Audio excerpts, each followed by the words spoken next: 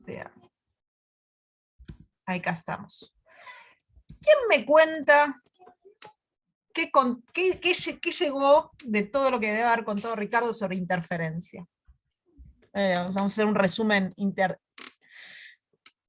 todos.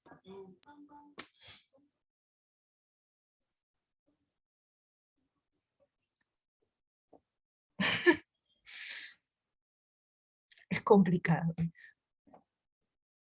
Algo tiene que haberle. Santi dice constructiva, destructiva, cómo se suman las perturbaciones, olitas que se suman, pasan cosas. Es interesante los comentarios. ¿Algo más formal? Miren que yo no soy muy formal, pero...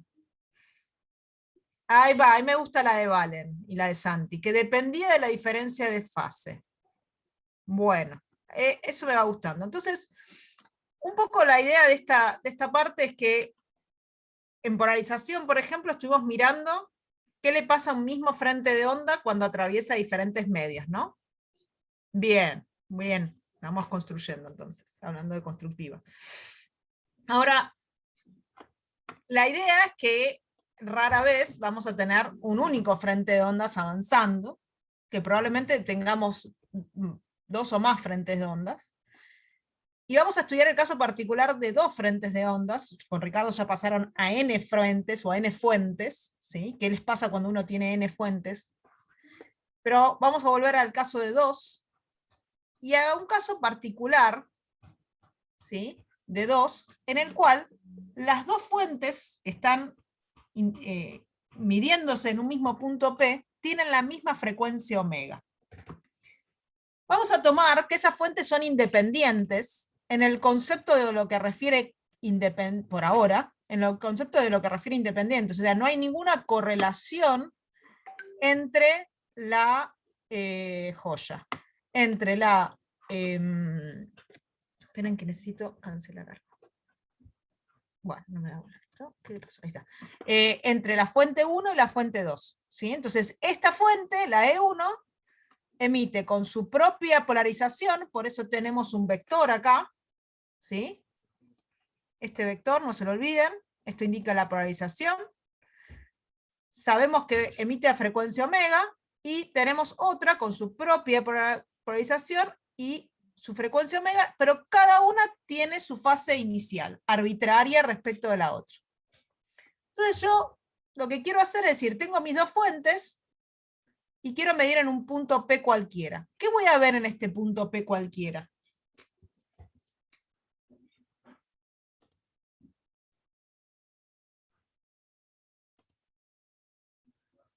Suma de ambas. ¿La suma de quién? Hablando de suma de qué ve un detector.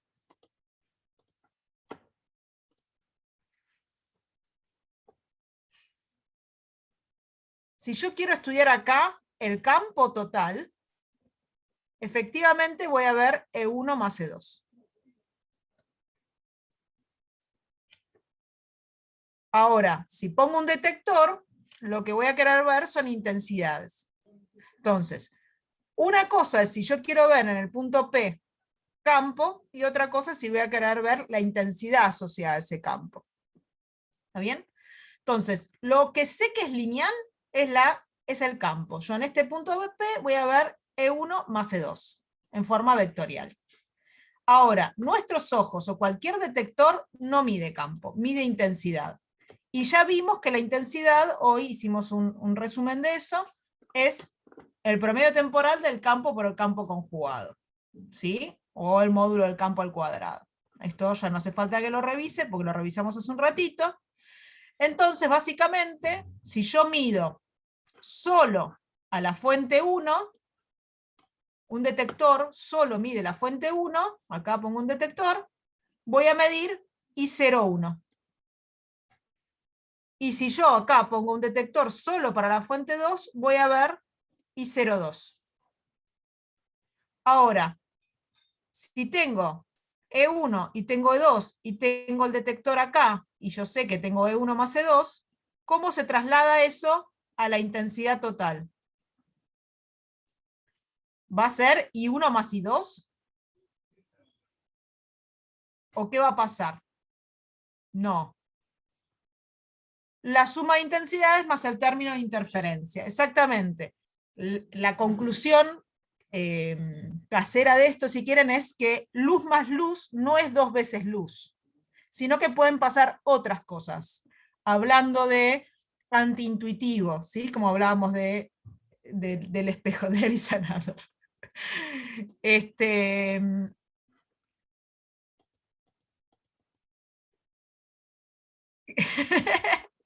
No, no, no. Entonces, porque toda la segunda parte tiene que ver con luz, ¿no? Es que yo siempre doy las prácticas relacionadas con luz. Entonces, lo importante acá es que si yo sé que la intensidad es el campo por el campo conjugado promedio temporal, cada intensidad se va a escribir como la suma de E1 más E2. Pero eso, acá falta un conjugado, eso lo tengo que hacer multiplicado. Y cuando hago eso, hago este por este, ahora hago este por este, después hago este por este, todo sumado, lo que me termina dando es el doble producto. Como un binomio, tal cual. Lo único que tengo que tener cuidado en cómo aplico ese binomio, ¿no? Porque tengo que hacer E1 por E1 conjugado, ¿sí? Y promedio temporal, ¿sí? Es como un binomio más complejo, digamos. Lo importante es que me aparece lo que medía el detector 1, lo que medía el detector 2 y un término más, que es la intensidad de la suma, lo que se llama el término de interferencia, el hecho de que estén los dos campos en un mismo punto. Ese lo vamos a llamar el término I1,2.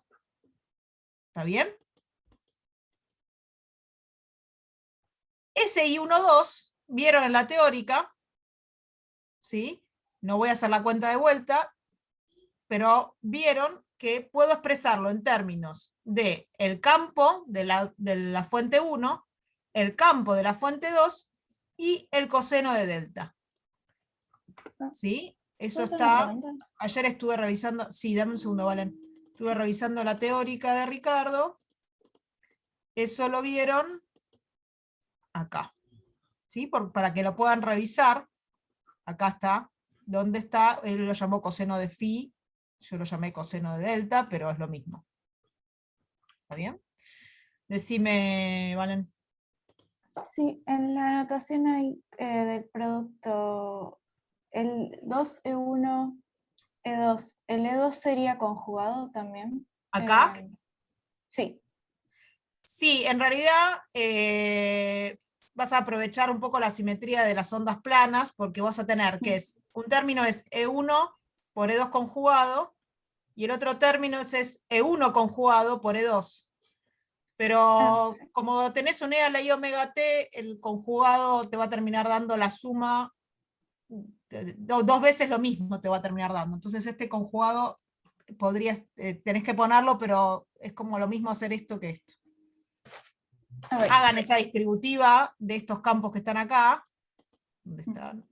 Y van a ver, escríbanlos como E a la I, y van a ver que no pasa nada, digamos, que queda el doble producto.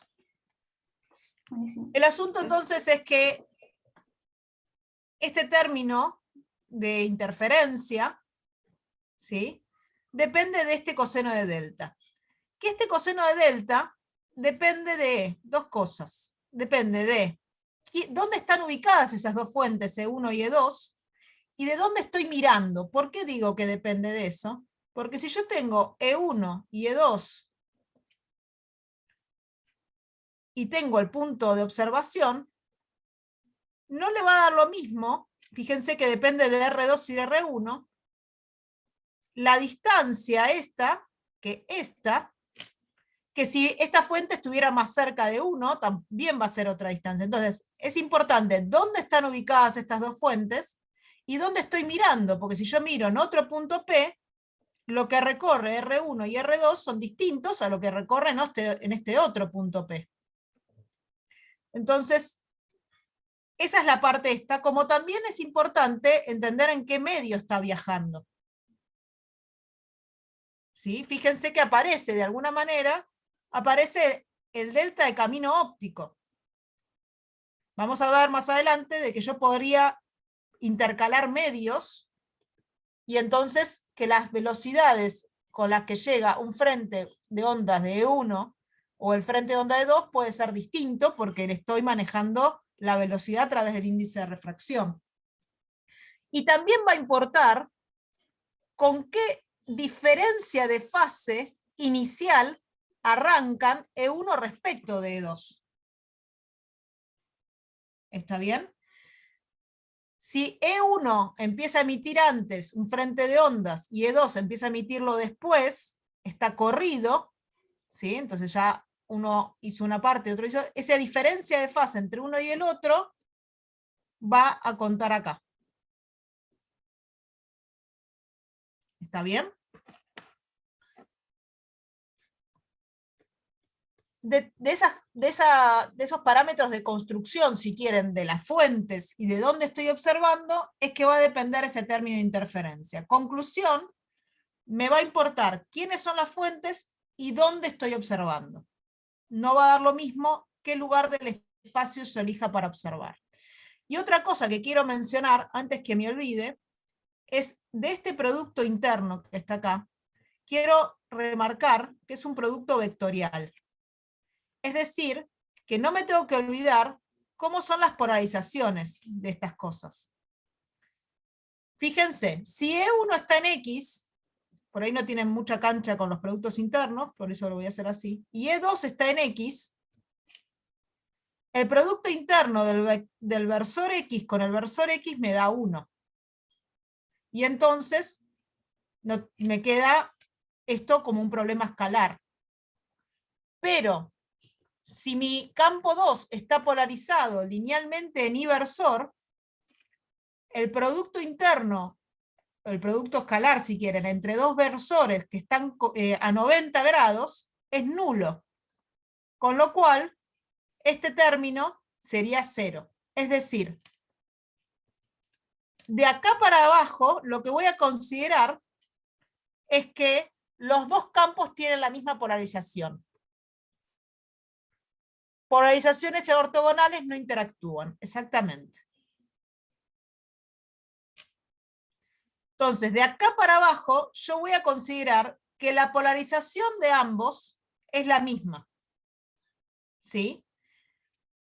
Ahora, si en algún momento aparece un ejercicio, que va a aparecer un ejercicio en donde las polarizaciones no son paralelas, no es la misma, voy a tener que ir marcha atrás y mirar un poquito este producto interno. Pero quería dejar en claro eso, que voy a considerar a partir de ahora en más que la polarización de las dos fuentes es la misma. ¿Está bien? Bien. Sigamos entonces con el resumen de la teórica. Entonces, tengo I1 más I2 más 2 veces la intensidad cruzada, la podría expresar, en vez de escribir los campos, los escribo en función de la raíz del campo, ¿sí? Porque es como que estoy contando que la intensidad es el campo al cuadrado, en módulo. En el caso puntual en que las dos fuentes emitan a la misma intensidad, puedo decir que las dos valen I0, y entonces lo que veo es que puedo reescribir esta expresión que estaba acá, toda en función de I0. O sea, tengo dos fuentes idénticas, pero que cada una emite la misma frecuencia omega con la misma intensidad, pero que no están correlacionadas en cómo emiten. Y entonces me queda esta intensidad que está acá, donde estoy sacando factor común 2 y 0. ¿Por qué hago esto? Porque entonces me es más fácil estudiar este caso y decir, ah, bueno, ¿cómo es un coseno? Un coseno vale muchos valores entre 0 y 1, entre -1 y 1, perdón.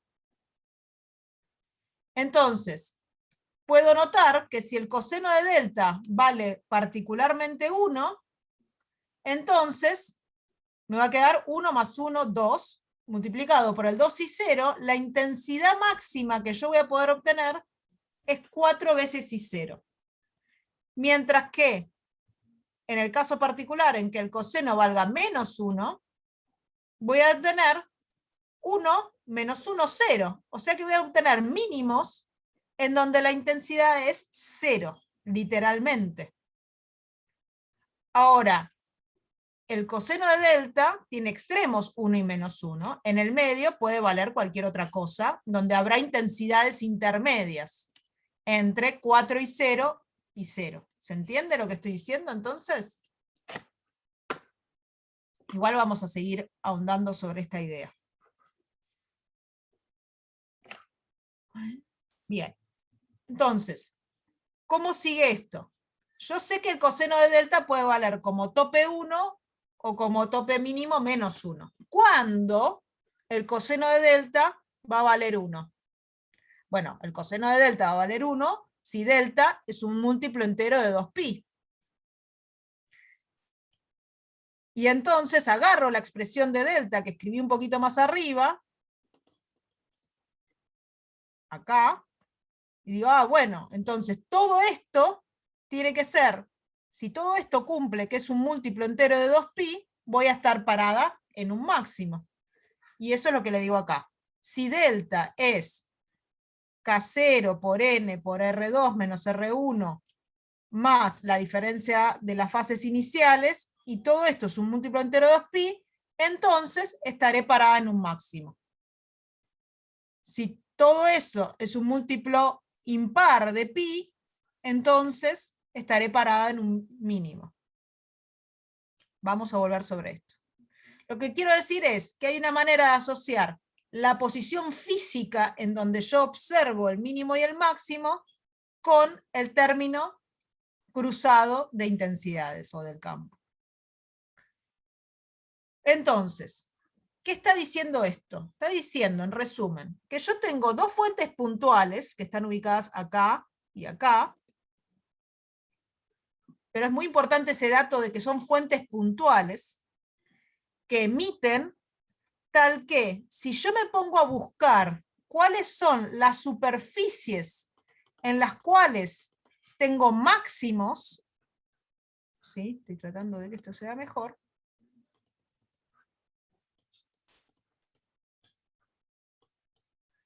lo que voy a encontrar son hiperboloides de revolución, que son estas formas que están acá, en donde voy a encontrar, uy, mira, este plano es cuando m vale 0 para los máximos. En todo este plano, en todo mi espacio que es infinito, acá tengo un máximo.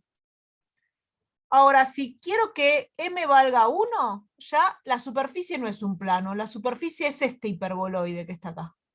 Que avanza, ¿no? Avanza como si fuese una cuadrática, si quieren, enorme, ¿no? Y luego tengo para m igual a 2 este otro, y así voy a encontrar todos hiperboloides, uno adentro del otro, no lo estoy dibujando bien porque tienen que pasar por atrás de la fuente, así, que van a corresponder a m igual a 3, a m igual a 4, y así tengo infinitos, ¿sí? Y tengo para los dos lados, para los m positivos y para los m negativos. ¿Se entiende? Estos dos visuales son como visuales del corte, de cortes. Entonces yo digo, bueno, si dentro del plano que tengo las dos fuentes me paro en un punto P arbitrario, lo que tengo que mirar son R1 y R2. Y ahí me fijaré si estoy justo, por ejemplo acá, estaría parada en el hiperboloide de m igual a 1, en el corte correspondiente al hiperboloide de m igual a 1. No se preocupen que esto no va a ser tan complejo cuando lo miremos en los ejercicios. ¿Está bien? Ahora, un detalle importante de este gráfico, este y este, es que en todos estos gráficos yo estoy considerando que la diferencia de fases iniciales es 0. O sea, delta epsilon era delta 1 menos delta 2, donde delta 1 era la fase inicial de cómo emite la fuente 1, y delta 2 era la fase inicial de cómo emite la fuente 2. A mí me va a importar la diferencia de estas dos fases. En el caso particular que las dos estén en sincro, ¿sí? Nunca vamos a poder estar en una hoja entera. No entiendo, no importa. O aclarámelo porque no entiendo tu frase. Si en el caso en que las dos fuentes estén en sincro, entonces en el medio voy a tener un máximo y voy a tener el hiperboloide acá. Ahora, si esto no es cero, no, eso no me va a implicar que en el medio voy a tener un máximo. Eso, no sería un máximo si estoy parado en el medio.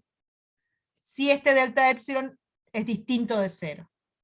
Porque R1, R2 menos R1 me va a dar nulo, pero voy a tener este delta epsilon que me va a hacer ubicar a los máximos y los mínimos en lugares distintos al que está dibujado acá, que es el dibujo clásico del Hedge.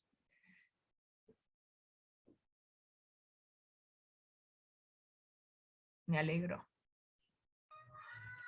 Claro, lo repito por las dudas, que lo que representan esos planos dibujados o esas rayitas es justo donde se produce un máximo de intensidad. Exacto. En los espacios intermedios va a haber alguna luz, pero no va a ser máximo. Tal o puede cual. también haber algún mínimo, pero bueno, los máximos son esos. Bien. Los demás también le van cayendo las fichas. ¿O hay preguntas? Porque es importante sacarnos las dudas ahora.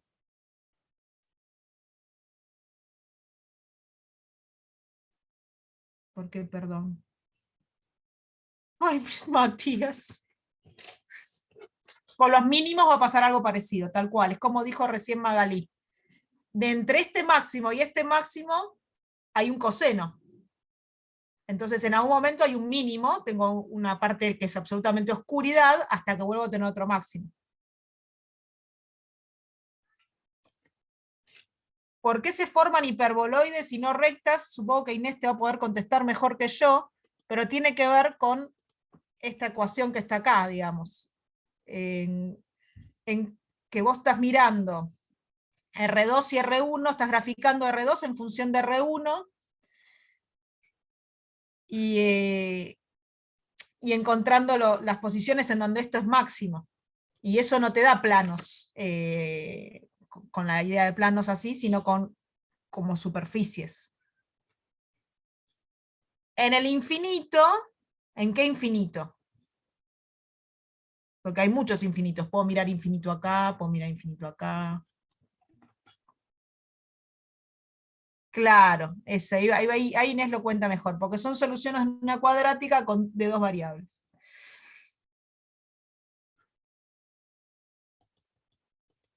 En el infinito paralelo a ambos puntos. ¿Vos decís acá, Franco? Claro. En el muy y en el infinito, que es lo que vamos a usar, estas cosas son como planos, están todas igualitas. Eso lo vamos a volver sobre eso en un ratito. Se parece un poco a la idea de que usábamos antes, ¿no? Cuando uno se pone muy, muy lejos, todo termina siendo rectas paralelas. Sobre todo si miro en el centro, ¿no? O más rápidamente aún. Bueno, entonces, esto es todo muy teórico. Y a Magalí y a mí las cosas tan teóricas a veces no molestan. Y vamos a ver cuáles son los puntos teóricos que estamos trabajando para poder llevarlo un poco más real. Entonces, ¿cuáles son los puntos teóricos? Tenemos fuentes puntuales que emiten a la misma frecuencia omega y cuyo desfasaje no depende con el tiempo. Es decir, este delta epsilon es constante a todo tiempo. ¿Está bien? No va a cambiar si yo miro ahora o pasado mañana. Ese delta epsilon va a ser el mismo entre esas dos fuentes. Ahora, son coherentes. Bien, son coherentes pero no entre sí, cada una es coherente de ellas. Ahora vamos a ir sobre la idea de coherencia, porque uno puede tener una única fuente coherente y también puede estudiar la coherencia entre fuentes. ¿Está bien? Entonces, vamos a ir a la idea de coherencia. Una cosa importante es que las dos emiten la misma frecuencia, es decir, se dice que son monocromáticas.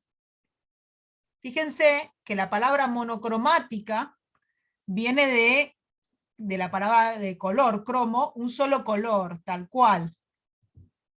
Y eso, si uno asocia el color, lo asocia con longitud de onda. El rojo es 633, el verde es 500 y pico, ¿sí?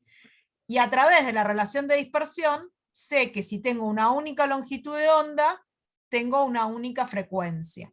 Hay como un abuso de notación acá, ¿no? Porque yo digo monocromática pensando en color, pero una onda, puedo tener una onda, esto funciona con ondas en el agua, como mostró Ricardo en sus slides, ¿sí? Lo primero que muestra son estas ondas que están en el agua y con sonido también, por supuesto.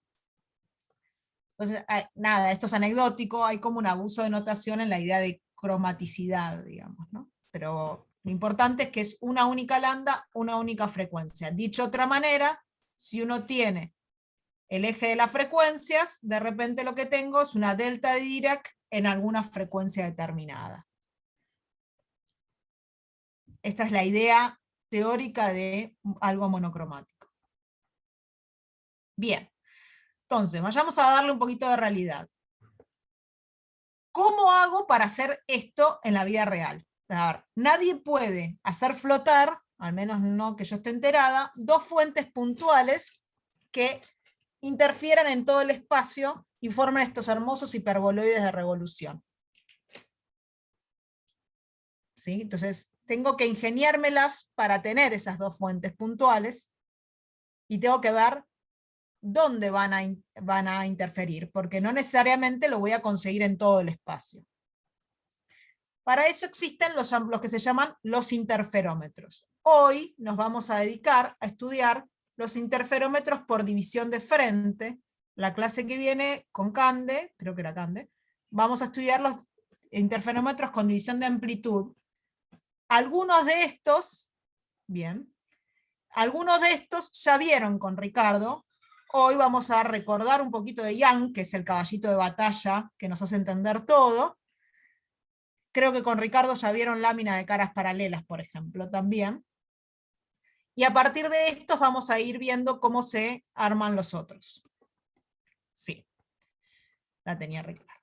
Totalmente de acuerdo. Entonces, los interferómetros son dispositivos que nos permiten asegurar que se produzca la interferencia en alguna región del espacio. A ver, dicho de otra manera, si yo prendo una lamparita acá y prendo una lamparita un metro más allá, ¿veo hiperboloides de revolución en la habitación? Sería bastante flashero, ¿no? No veo. Si prendo un láser y prendo otro láser y los apunto al mismo punto del espacio, ¿veo rayitas? ¿Veo franjas de máximos y mínimos? No. Entonces, evidentemente, no es tener dos fuentes y hacerlas interferir. Algo tiene que pasar, ¿sí? ¿Qué es lo que tiene que pasar? Y está asociado con esa idea de la frecuencia que sea la misma y de que la fase sea constante. Básicamente, la idea es que para hacer eso, a Young se le ocurrió decir, bueno, si yo tengo una única fuente que emite onditas tipo Huygens, ¿sí? Todas son las onditas de Huygens, y la desdoblo en dos, estas dos segundas son como mellizas. Y entonces van a tener todas esas cualidades que le estábamos pidiendo desde el punto de vista teórico que tuviera, ¿sí? O sea, esta fuente y esta fuente, claro, un copy-paste, me encantó, Matías. Esta fuente y esta fuente van a estar muy interrelacionadas. ¿Se entiende? Esa es la idea de Young, del interferómetro de Young. Tengo una única fuente, logro dos aberturas puntuales, ¿sí? Y consigo dos frentes de onda que tienen claramente la misma omega, porque están generadas por la misma fuente, cuyo, vamos a ver ahora, cuyo diferencia de fase inicial la puedo regular, o la puedo saber de antemano, y ya está, y cumplí con todo lo que quise. Son puntuales, tienen la frecuencia, y el delta epsilon no depende del tiempo. ¿Cómo estudio esto entonces? Voy a mirar, como decía, creo que Franco, Santi, yo no me acuerdo, en un punto P, en una pantalla que está paralela a las fuentes. Entonces, este va a ser mi R1 y este va a ser mi R2. ¿Qué voy a ver en esta pantalla? Según lo que vimos en la parte de resumen, no va a ser lo mismo elegir este punto P que elegir un punto P más abajo. Y ese no va a ser lo mismo, va a estar relacionado con el término cruzado, el I12. ¿Todos me siguen hasta acá? Bien. Entonces, el I12 dependía de delta. Y delta era algo que dependía de la diferencia de camino óptico, es decir, de la diferencia entre R2 y R1, y de la diferencia de fase. Entonces vamos a estudiar cada uno de los pedacitos. Vamos a mirar primero delta epsilon. Si la fuente original, la primaria, a esta la vamos a llamar fuente primaria y a esta la vamos a llamar fuentes secundarias. Si la fuente primaria está equidistante respecto de los dos agujeritos que hago para generar mis fuentes secundarias, ¿hay alguna posibilidad de tener una diferencia de fase entre S1 y S2, entre mis fuentes secundarias? No, porque la fase inicial llega a S1 al mismo tiempo, o la onda llega a S1 que llega a S2. Entonces, S1 y S2 ven lo mismo, ven una réplica. Entonces no hay delta epsilon. Delta epsilon va a valer 0. Lo dejamos para otro día eso, Matías. Bien, ya hasta ahí me saqué una duda. ¿Cuánto vale delta epsilon? Ahora tengo que mirar la diferencia de camino óptico. La diferencia de camino óptico ya no es antes de las fuentes, como vimos delta epsilon, sino vamos a mirar qué le pasa de las dos fuentes secundarias hacia la pantalla. ¿Sí? Entonces para eso está este dibujito, donde está R1, R2 y el punto P y las dos fuentes. Entonces digo, bueno, voy a tomar que estoy en aire, ¿sí? Así que N va a valer 1. ¿Cuánto vale R2 menos R1? Una cosa muy importante es que vamos a tomar que la distancia entre la pantalla y las fuentes, llamada D, es muy, muy grande. ¿Sí? Entonces, a R1 lo voy a llamar B. Es una distancia y mide B. Yo agarro el metro y digo, 5 metros. ¿Está bien? Eso lo llamo B. Ahora, R2 es levemente diferente de R1. ¿Por qué? Porque si yo comparo esta recta con esta recta, hay un pedacito que recorre R2 que no recorre R1.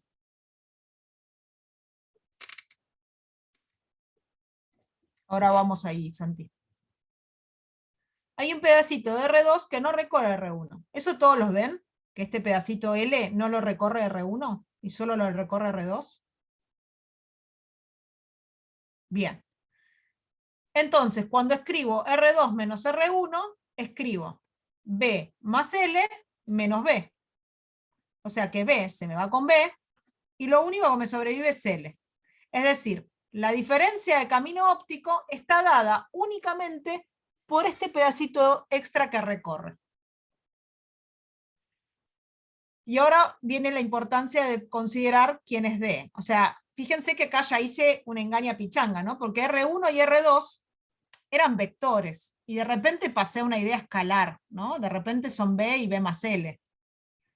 Y ahí hay algo medio raro. Eso lo pude hacer porque D es muy grande, y entonces estas dos cosas son cuasi paralelas. ¿Se ve eso que estoy diciendo?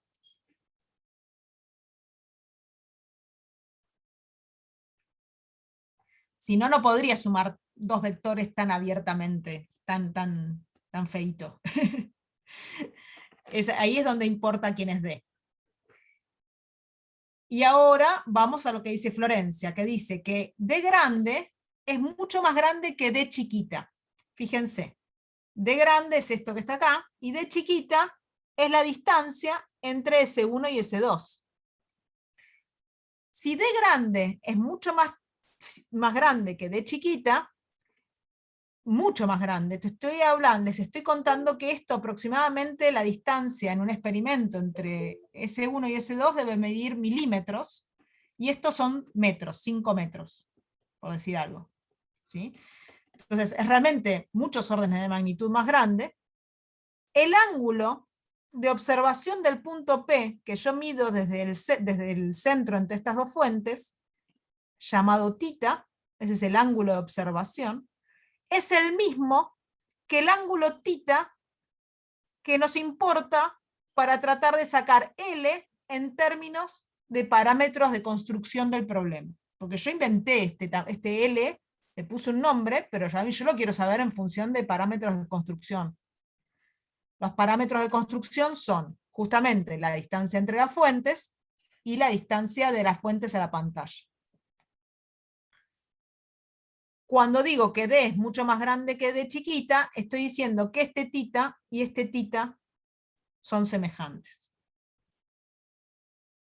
Pruébenlo. Véanlo, digamos. Hagan gráficas y vean eso. ¿Está bien? Obviamente, por ahí en nuestros dibujos, como tenemos que hacerlo a escala de papel, no se va a cumplir. Pero más o menos lo visualizan. Bien. Flor, ¿se entendió un poco entonces eso que decía el apunte?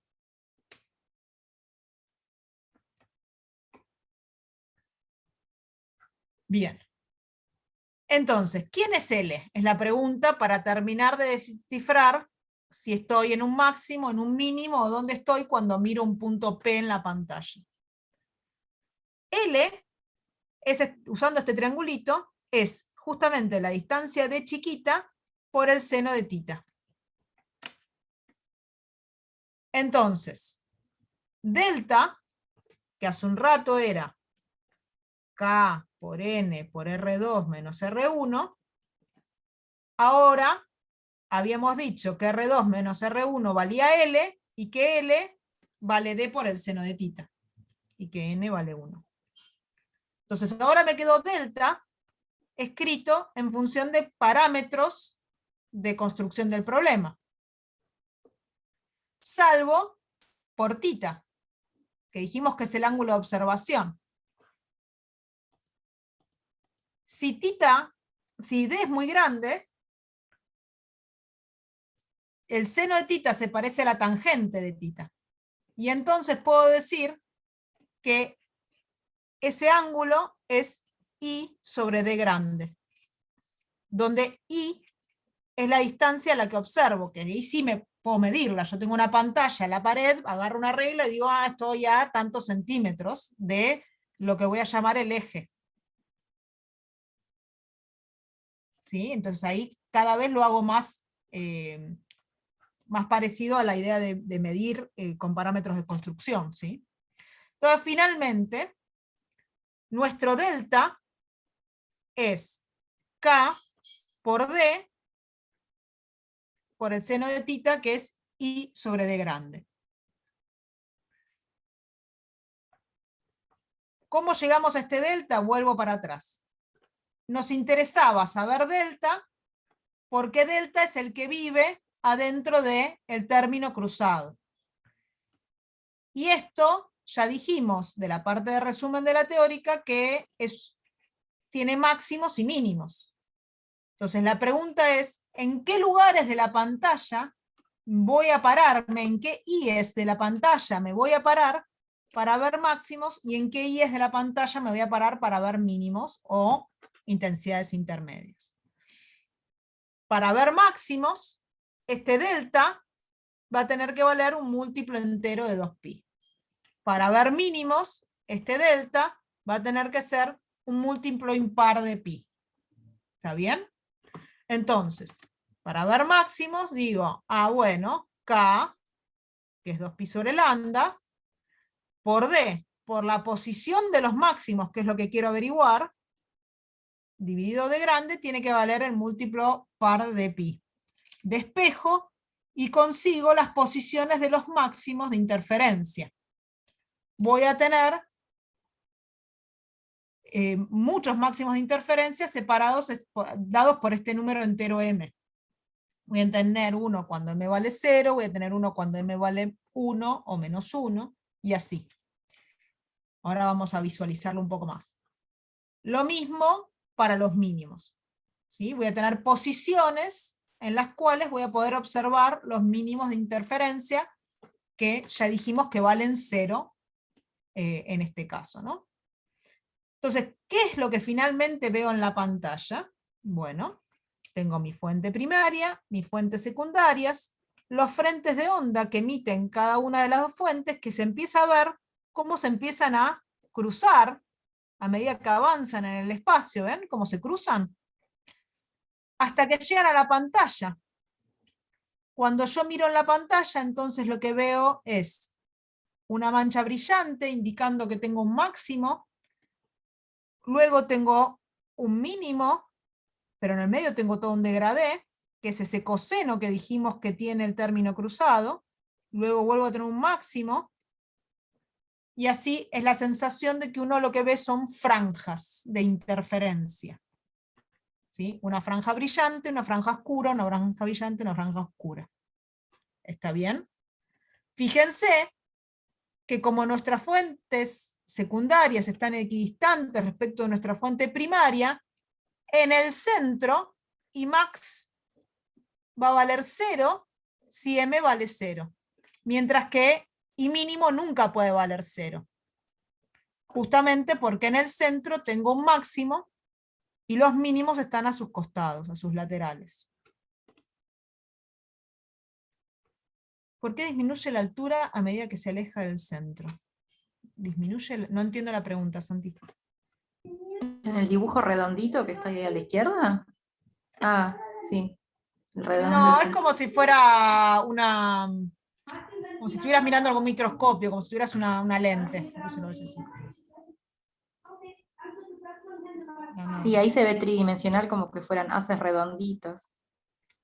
Hay una explicación más para todo esto, pero ahora vamos a avanzar y por ahí se puede entender. Es un esquema, no se preocupen por eso. Como que el de la derecha fuese un corte. Eso. De... El de la derecha es mirar claro, acá. solamente la información en un plano.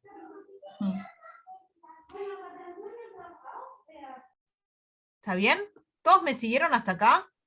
Luz, yo una pregunta que no termino de entender bien. O sea, veo que los máximos son donde están los puntitos negros, ¿no? ¿Esos son? ¿O nada que ver? ¿Qué puntitos negros? Veo que hay Perdóname. puntitos negros y blancos en el gráfico de las ondas, cuando están ahí pisándose entre ellas, digamos. ¿Acá o acá? No, ahí, sí. Va, o no son esos. ¿Los puntos negros son los máximos y los blancos los mínimos? Ahí va, ¿O dame no? un segundito. Que hago un zoom ahí. Dale. Sorry, mi perro está roncando y se escucha.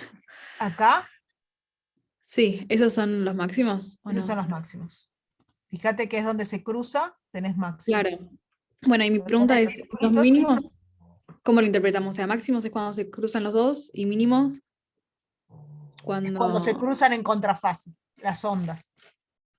Ah, está bien. Ok. Es como si vos tuvieras una onda acá y otra onda acá, y estás sumando esta con esta absolutamente en fase. Y en la otra están como cruzadas. Sí, como que me cuesta verlo en ese dibujito, que estén en contrafase. Pero. Ah, ok, porque los punteados son como. Los punteados es como la contrafase. Claro, ahí está. Ok, entonces ahora sí. Perfecto, gracias. Ah, sí, ahí estaba hablando con el micrófono apagado, pero bueno, nada. Sería, por ejemplo, hay que mirarlo muy con lupa igual, porque es chiquitito, pero vendría a ser ahí, por ejemplo, ¿no? O, ¿no? Que se corresponde justo ahí con un mínimo. Como que estuvieran en contrafase, acá es como que estuvieran en fase, ¿no? Porque son las dos liñitas ¿Lo de rosa sos negras. vos, Maga? Bueno, Ah, sí, igual se cerró. no, se me colgó todo el Fox y murió, Ah, no sé qué le pasó. sí, había aparecido un cartel, ¿no? Sí. Y-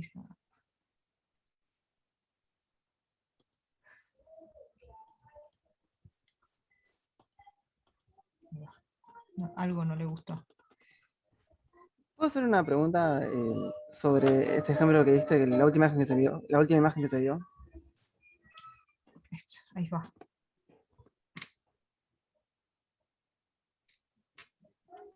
¿Ahí se ve? Sí, sí. Bien. No sé qué estaba contando Maga. Ah, estaba como súper sumiado la imagen de la derecha y se podía ver bien que, bueno, que, uy, sí que cuando están en fase es como que fueran líneas negras continuas, a ver si pueden. No, igual si a alguien si le servía, por ejemplo, a Lourdes que estaba enfocando en eso, pero no hace falta que todo el mundo lo piense igual, pero por ahí acá se ve que los dos son la línea continua y eso forma. Bueno, no puedo ahora. Sí, se ve que la línea continua y acá tenés la línea punteada cruzando a la continua acá, por ejemplo. Entonces fíjate, Claro. las líneas punteadas implican, si querés, el mínimo de la onda y la línea llena implica el máximo de la onda. Si vos tenés dos líneas llenas que se cruzan es porque las dos están cruzándose en un máximo, mientras que donde hay circulitos blancos es un mínimo cruzando un máximo. Sí, ahora sí entendí perfecto. Gracias. Facundo, ibas a preguntar algo, creo. No, Justamente iba a decir eso de que vea que las ondas punteadas eran una contrafase y las líneas llenas eran la fase y que cuando se sumaban daban el mínimo. Iba a decir Eso, justo eso. buenísimo. Y Franco también, ¿no? O ya me estoy mareando, tenía una duda. sí, voy a preguntar por la aproximación que hicimos más arriba. Sí. En este caso no nos estaríamos como saliendo de esa aproximación ¿En qué caso? en el de abajo, que estás dibujando acá todas las onditas que salen ¿Que D es de la mucho más abajo. grande que D ¿Que D es mucho Sí. más grande que D chiquita? No. O sea, está el dibujo fuera de escala, pero para las cuentas D es mucho más grande que D chiquita. Y eso pasa en general, o sea, porque la verdad que me choca que como que funcione, ¿no? Porque ¿qué pasa si no se da eso? No se ven estos gráficos que No, estamos viendo acá. no los vas a ver. Porque ahora vamos a ir a eso. Porque vas a perder la coherencia entre las fuentes. Mira, déjame contar un poquito más de algo y ahora vamos ahí. Entonces, estábamos con que tengo franjas brillantes y franjas oscuras. Franjas brillantes, franjas oscuras. Ahora, lo que puedo ver, justamente porque en algún momento alguien me preguntó si yo estaba parada en infinito, estos eran, en vez de, son los es la intersección de los hiperboloides y todos iban a aparecer como planos, ¿sí? Justamente por eso puedo decir que la distancia, si yo me fijo la distancia entre un máximo y el otro, ¿qué va a pasar? La distancia entre un máximo y el otro, fíjense que estoy tomando acá un m más 1 y un m, me da constante. Entonces lo que eso se lo denomina la interfranja. Si yo hago la resta entre un mínimo y el siguiente, el mínimo e i mínimo más 1, me va a dar la misma distancia. Es decir, la distancia entre mínimo y mínimo es la misma que la distancia entre máximo y máximo en todo el patrón de interferencia que estoy observando. ¿Está bien? A eso se lo denomina interfranja. Bueno, detalles. ¿Qué pasa si varío el D? Si de repente agarro otro cosito con dos agujeritos que están ubicados a distancias distintas. La distancia D chiquita cambia. Si D, lo que fíjense que la interfranja depende inversamente proporcional con D chiquita, entonces la interfranja aumenta si agrando D chiquita, si achico D chiquita, perdón. Si agrando D chiquita, la interfranja disminuye. ¿Está bien? Entonces tengo un control sobre qué tipo de interfranja tengo con los parámetros de construcción. Obviamente también debe depender del lambda, ¿no? La interfranja va a ser distinta si ilumino con azul o si ilumino con rojo, o si ilumino con ultravioleta, yo qué sé. ¿Qué pasa si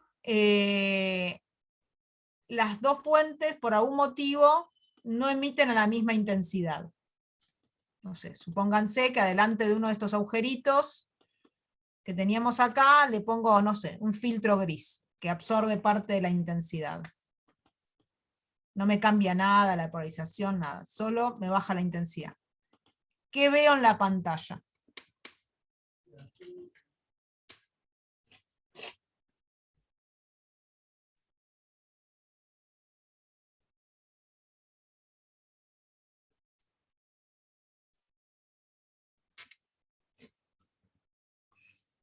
Silencio en la sala.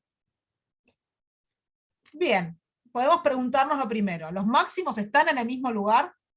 ¿Hay un desplazamiento de franjas porque las intensidades sean distintas? Vamos un poco al resumen.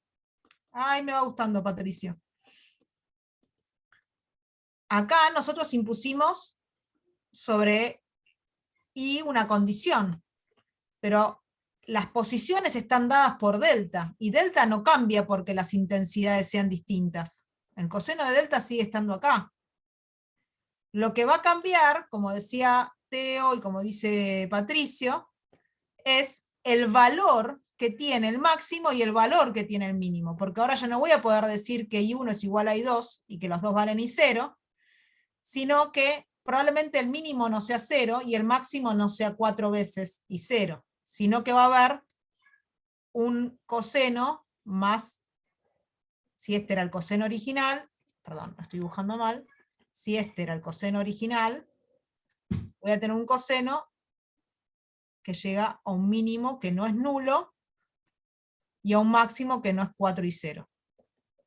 Pierdo contraste, se dice, un coseno aplastado.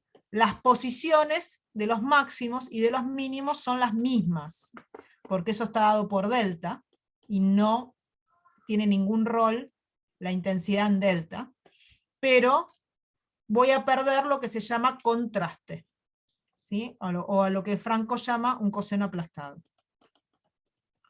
¿Está bien? Esa es la pregunta que contesta este. Esa es la respuesta que contesta esa pregunta. Bien. Ahora, ¿voy a poder ver franjas en toda la pantalla? Cuando digo toda es, me paro en menos infinito en la pantalla y en más infinito, en menos infinito. ¿Sigo viendo franjas? ¿O pierdo las franjas?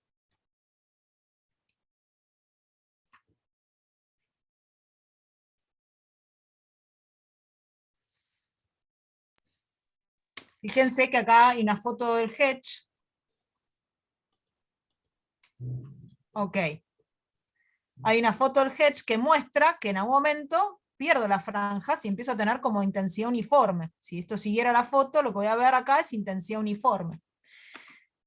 Lo que pasa es que, este dibujito estaba también en la teórica de Ricardo, y están todos robados del Hedge.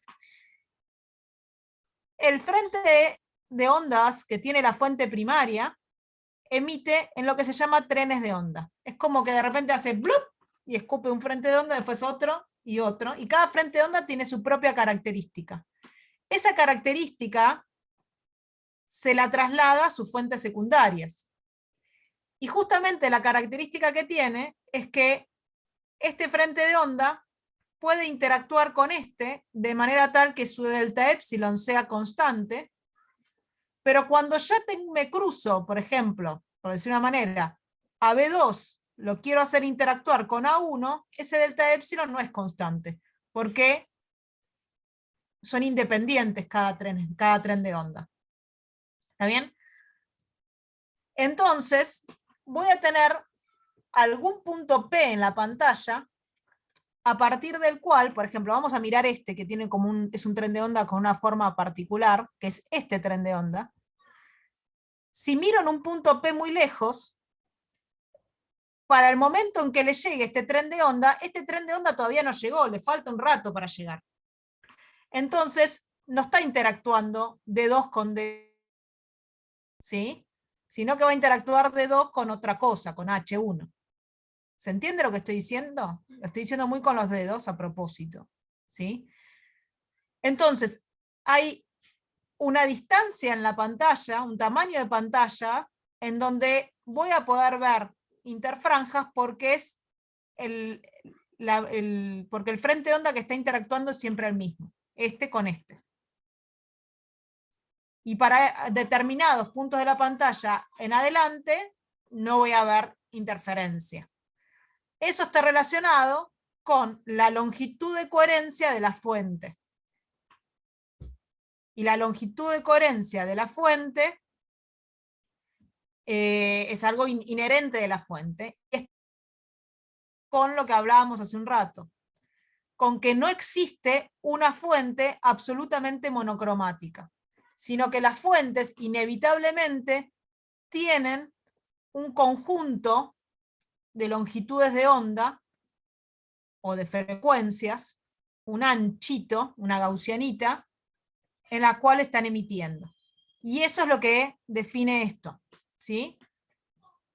Ahora va.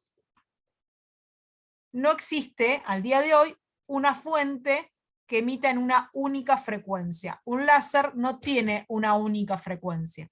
Tiene una longitud de coherencia, dependiendo del láser, muy larga, del orden de metros eventualmente, ¿sí? Pero no es única, no es infinita esa longitud de coherencia. Básicamente, esto es bastante complejo, pero se los dejo para que les quede tipo corolario. Una frecuencia única implica una longitud de coherencia infinita. Esto ya está visto, Patricio, muy visto igual. ¿Está bien?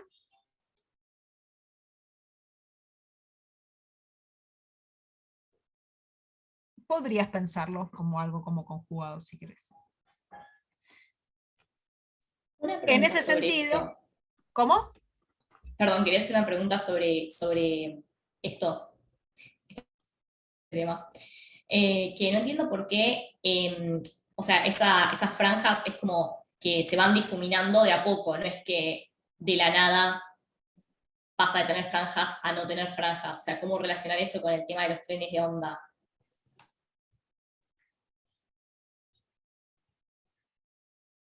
No sé si se entendió. Sí. Sí, va disminuyendo el contraste. O sea, vos decís que no hay un quiebre, no es que tuc y de repente no tengo más interferencia, sino que es algo que va perdiendo. Claro. Es como algo inherente al tren de ondas, no sé si te puedo contestar tan rápidamente. O sea, porque yo lo pensaba como, bueno, no tengo idea mucho del tema, ¿no? Pero están relacionados, o sea, si hay dos trenes de onda cerquitas, están como, tienen más similitud, ponerle que uno que esté más lejos, o nada que ver con cada tren de onda. No, cada tren de onda tiene que interferir con el mismo tren de onda, digamos, de la fuente melliza, digamos. Claro. Debe haber algún tipo de interferencia preferencial, si querés, dentro del propio tren de ondas. No sabría contestarte eso con la suficiente exactitud, creo. Ok, ok. Pero no debe ser la misma, tal vez ese delta epsilon no es el, o sea, no sé, no quisiera meter la pata. Ok, vale. No sé si Candela o los chicos tienen alguna otra justificación para decir por qué no hay un corte, es decir, a partir de acá no se ve más. Yo estaba pensando, pero tampoco quiero meter más lío por ahí porque una suma de otros efectos, además de lo que estamos comentando ahora, puede ser también. También. Sí. Sí, yo iba a decir un poco eso, pero ejemplo. no me quería Sí. meter en ese tema. Sí, por eso. Por ejemplo, Para pensar no- que, bueno, eso, que es un as, esto. Qué sé yo, si uno pudiese ver el haz de un láser, más uno lo mira con detenimiento, como que el haz tiene cierto diámetro y se va como difuminando hacia afuera. Como que es una combinación también de eso, pienso yo. Y hay, no sé. hay frecuencia, sí, es más Pero- complejo de lo que parece. Sí, Lo- pero está bárbaro que los chicos lo noten porque todo hace al razonamiento que uno va haciendo, ¿no? Pero Tal quizá cual. meternos mucho en eso también nos No, no, hace que no- nos no perdamos. quiero ahondar en eso, lo que Sí, sí por eso. está bueno saber que existe algo que implica esto del tren de ondas, que es lo que no le queda claro a Franco. El tren de onda es, de alguna manera, cada cuánto puedo considerar que voy a tener un delta epsilon constante entre S1 y S2, ¿sí? Hay un tiempo en el cual, ay, ¿cómo decirlo? Es re difícil esto. O sea, gráficamente esto representa el tren de onda. Es como que emite con un delta epsilon y después emite con otro, por decirlo de una manera.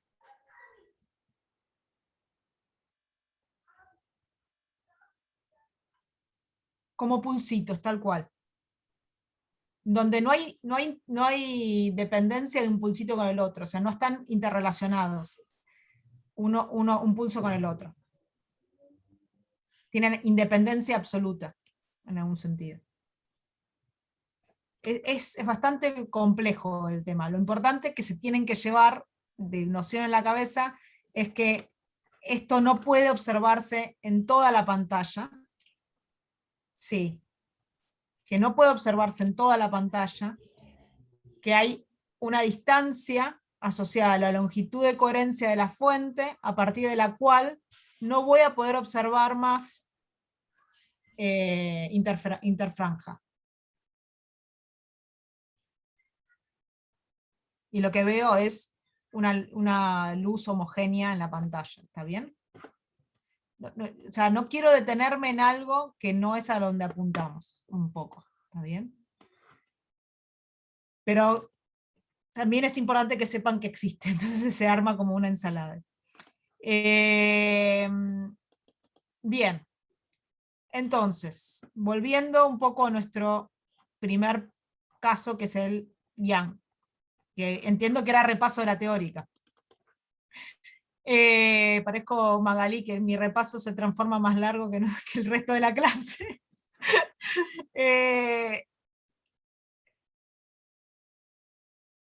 Habíamos hablado de las intensidades en ese caso.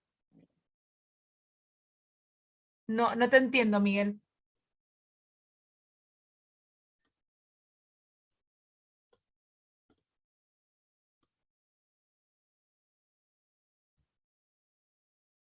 Claro, las franjas que están más lejos van perdiendo coherencia una respecto de la otra, y entonces perdés intensidad, perdés contraste, hasta que perdés todo el contraste. Bueno, entonces, volvamos a Yang. Tenemos Yang. Y en algún lado acá arriba dijimos que delta epsilon valía 0. ¿Sí? Y después nos metimos con esto y le dimos un montón de interpretación a esta parte. Ahora, ¿cuándo puedo tener un delta epsilon que no sea 0?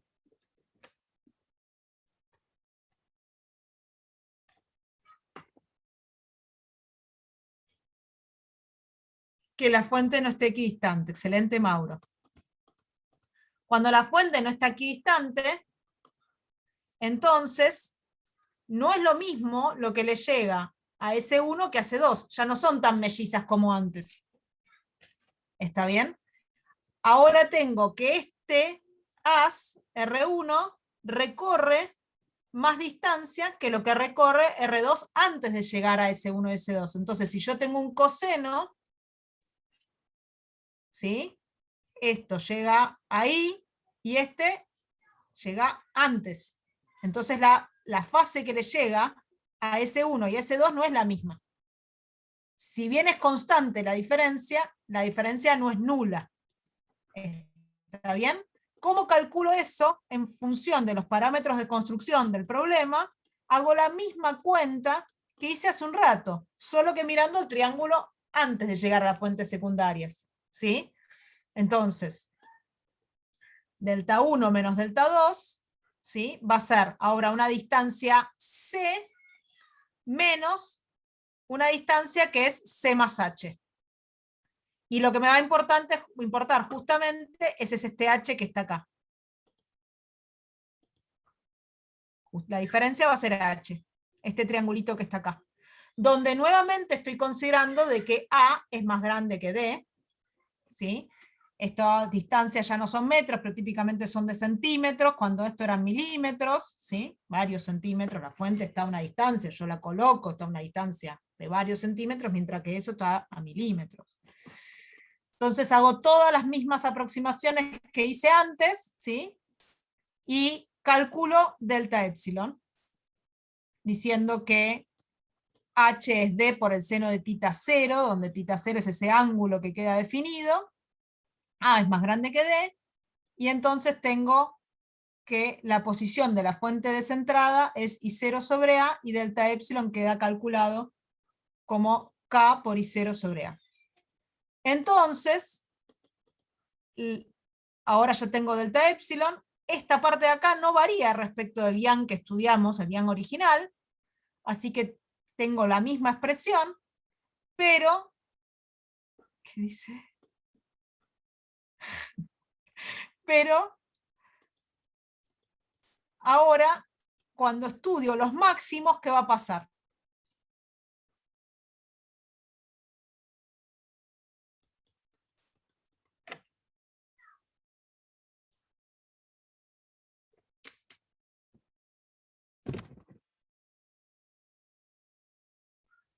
Chicos. Están, gracias Julián, están corridos, claro. ¿Están corridos en cuánto? En esta cantidad. Entonces, fíjense que ahora lo que era el máximo de orden m igual a 0, que antes estaba centrado, ahora no está centrado. Ahora está acá. En I0 D sobre A. Y a partir de este punto voy a poder decir, tengo el m menos 1, el m más 1, el m2, el m menos 2 y así.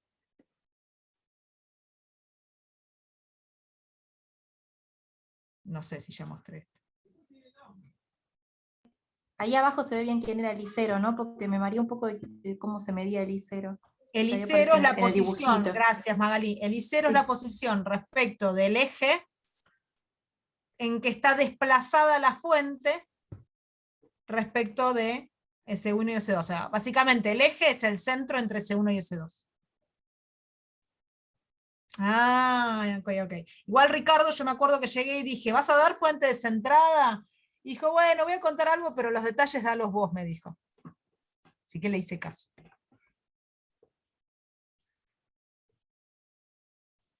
Bueno, un trazado de rayos relativo, ¿no? Esto es R2, R1, no es un trazado de rayos, literalmente.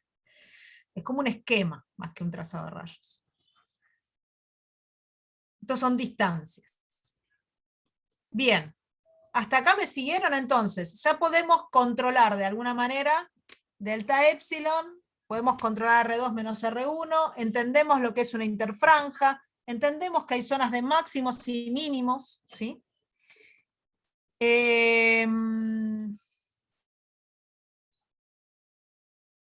Esas preguntas se las dejo que las piensen ustedes después, así avanzamos. Entonces vamos a este problema de la guía, que no sé si hace falta resolverlo entero, pero sí quiero comentarlo.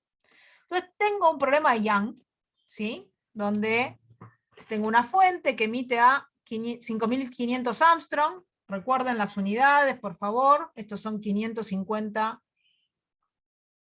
nanómetros, ¿sí?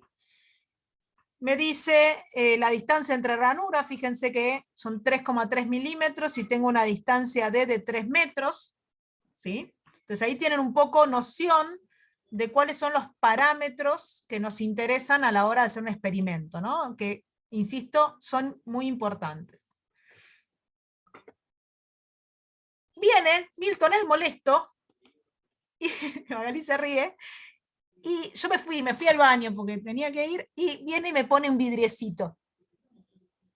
Un vidriecito muy chiquito, adelante de una de las rendijas de mi experimento de Young, un vidrio de espesor E, tan chiquito que puedo considerar que cualquier haz que viaja por este vidriecito, viaja paralelo, digamos. No voy a considerar diferencias de ángulos porque es terriblemente finito.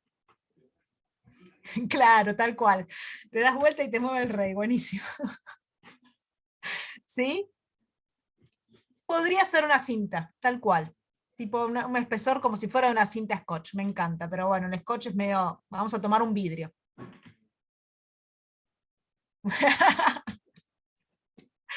Bien. Entonces, ¿sí? Yo vuelvo y miro. Y yo pregunto, ¿la interfranja está igual que cuando la dejé? ¿O me voy a dar cuenta que vino Milton y me hizo un chiste?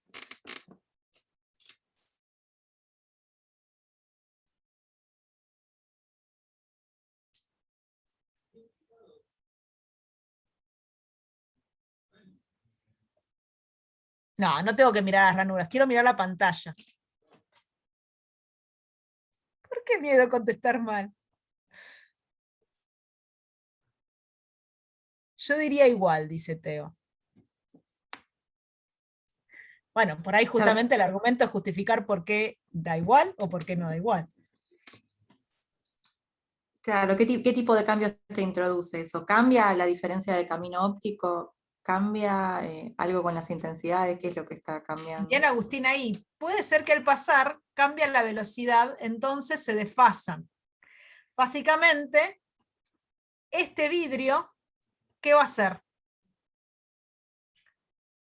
Va a ser que la onda que viaja de la fuente primaria S1 por este tramito viaje más lento que la que viaja por el vacío. Entonces, la fase de la diferencia de fase a partir de acá entre esta onda y esta onda va a ser distinta. Van a quedar desfasadas. Te impone una fase relativa, tal cual Santi. Esa es la idea del ejercicio. Y esto se usa. Se usa un montón para medir longitudes de onda y cosas así. Bien. Entonces, esa es la idea del ejercicio. ¿Sí? Los números se los van a poner ustedes después, todo esto que dice que se han desplazado 4,73 milímetros y demás. Pero ¿cómo resolvemos esto? ¿Cómo lo escribimos respecto de lo que escribimos antes? Tengo que hacer lo mismo, ¿no? Voy y miro. K, allá. Se volvió loco. K era 2pi sobre lambda, 2pi dije. Por n, por R2 menos R1, por delta epsilon. Esto no K, no, delta quise decir, me equivoqué acá. Esto era delta. ¿Están de acuerdo ahí?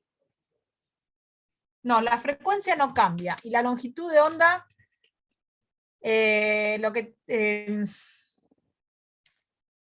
lo que te va a cambiar es la velocidad de propagación adentro de esa onda, desfasándotela respecto de la S2. No, nada con polarización. Yo creo por ahí, Miguel, lo que se acuerda es la cuenta que habíamos hecho cuando estudiábamos las láminas retardadoras, que usábamos como condición de empalme que adentro de la lámina es el mismo ómega. Eso quizá. Pero quizá esta cuenta se relaciona con eso para ser un poco más abreviada, porque hay Claro, una única velocidad de propagación. No es birrefringente ni nada raro esto. Claro, Bueno. el vidrio. Qué buen ejercicio de parciales, ¿no? Sí. Tomo nota. Dijo la palabra con P. De P-word. El vidrio me va a producir un desfasaje respecto de este, pero no intravidrio.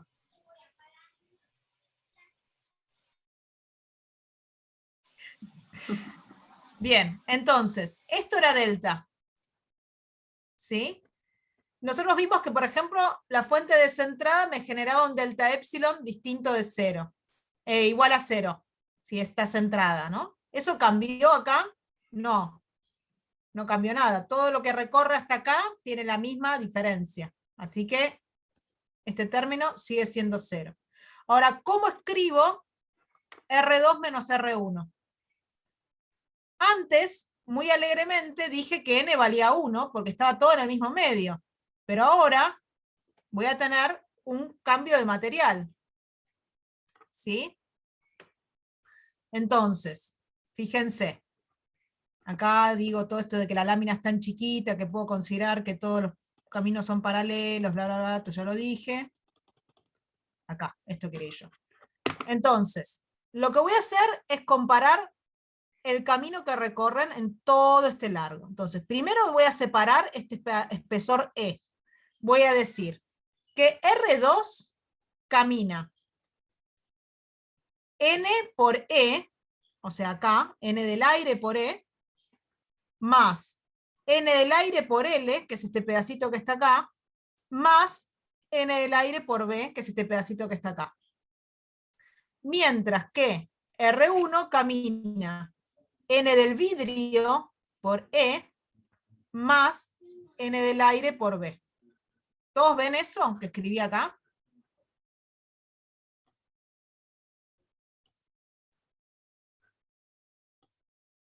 Entonces, la parte de B es la misma para los dos. Los dos caminan en aire y los dos caminan B. Chau. Reemplazo N del aire por 1 y me va a quedar entonces el término L que me quedaba originalmente en el Young clásico, pero además me queda un término que está relacionado con el N del vidrio. L ya sé que vale D por el seno de tita. ¿Sí? Y entonces, ¿qué pasó ahora si yo estudio la posición de los máximos? ¿Dónde están los máximos? Sí, Teo. Entendiste todo. Se corrieron. ¿A dónde se corrieron? Se corrieron rígidamente una distancia N del vidrio menos 1 por E.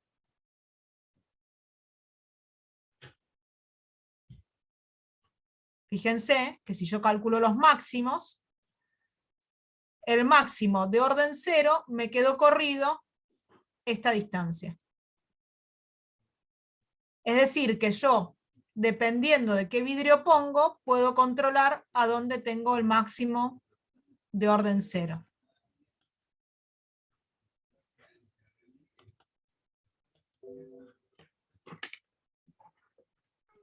O sea, no te modifico la interfranja, solamente la posición del 0, ¿no? Del máximo de orden 0. ¿Cómo? Bueno. No te escuché. No, Perdón. que la interfranja no la modificó. La o sea, interfranja no la modificó. Es exactamente la pregunta que venía ahora después, Ok. o acá, que decía, ¿se modifica la interfranja?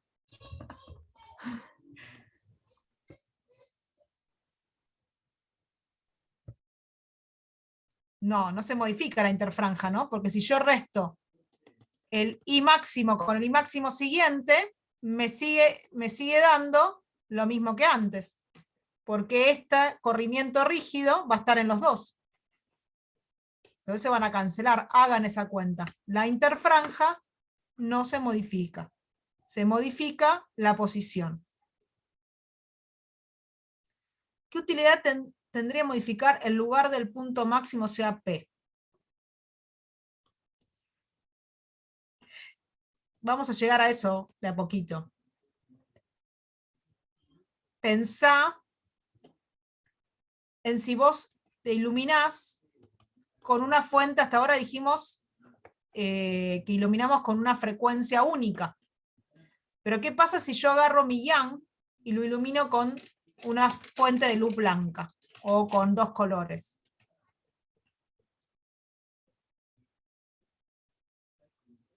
Exacto. ¿Qué va a pasar en el M igual a 0? Esto creo que lo mostró Ricardo.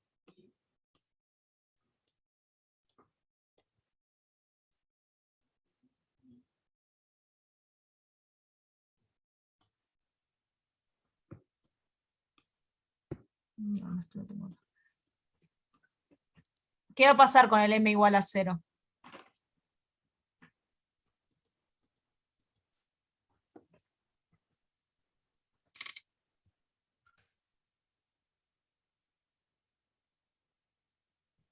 Luz blanca, ¿no? Porque en el m igual a 0, todas las longitudes de onda van al mismo punto. Acá. Es muy bonito verlo con colores, ¿no? Ujú. Pero cuando me voy al m igual a 1 y al m igual a menos 1, ¿qué va a pasar? Las posiciones de los máximos no son las mismas. ¿Por qué no son las mismas? Porque dijimos que dependía del lambda. No, este no es la clase, esta es la clase. Depende del lambda. Entonces la posición del I máximo del rojo es distinta de la posición del I máximo del azul. Y entonces voy a ir separando los colores. Fíjense que el rojo está acá y el azul está acá. Y cada vez que me mueva a un M más alto, voy a ir separándolos cada vez más. Otra cosa que se ve en ese dibujo es que la cantidad de máximos que uno ve es relativamente es poquita. Ujú. Tiene que ver con que la longitud de coherencia de la luz natural no es tan larga. Uno, si hace difracción con un láser, en general uno llega a ver muchos más máximos, y con luz blanca, bueno, no se Ya llega a ver llegaremos a poquito. difracción. Ah, dije difracción, bueno, interferencia, perdón. Interferencia. Quise decir interferencia. ¿Sí? Milton, no sé si andás por ahí. Recuerdo que el cuatrimestre Sí, pasado sí. colgaste un video de cómo hacer un yang en la playa, ¿te acordás? Sí, no de cómo hacer, sino de una persona que iba con una caja gigante y se lo hacía a gente. Exacto. Yo Les preguntaba propongo qué que iba a después, pasar. si te parece, lo cuelgues en el Después lo coso cuelgo. de links de interés y relacionen esta foto que dejó Ricardo con el video que va a mostrar Milton. ¿Sí? Bien. Si lo haces, filmalo y mandalo. Es un must. Bien, entonces, ¿qué hora es? 1:30. Bien. Yang. Nos quedamos en Yang. ¿Puedo hacer otros interferómetros? Ya vimos en la lista que había más. A partir de ahora viene un secreto. Todos los interferómetros por división de frente los vamos a hacer parecer a un Yang. La idea va a ser mirar a todos los interferómetros por división de frente y decir, ¿a dónde está escondido el Yang? ¿Sí? Entonces vamos a mirar, voy a cambiar el orden de la clase, vamos a mirar no, este no. Este. Lo que se llama el interferómetro de espejo de Lloyd. ¿Sí? El interferómetro de espejo de Lloyd creo que es el interferómetro más simple que conozco. Y es así. Tengo una fuente. Tengo una fuente. Esa fuente está enfrentada a un espejo.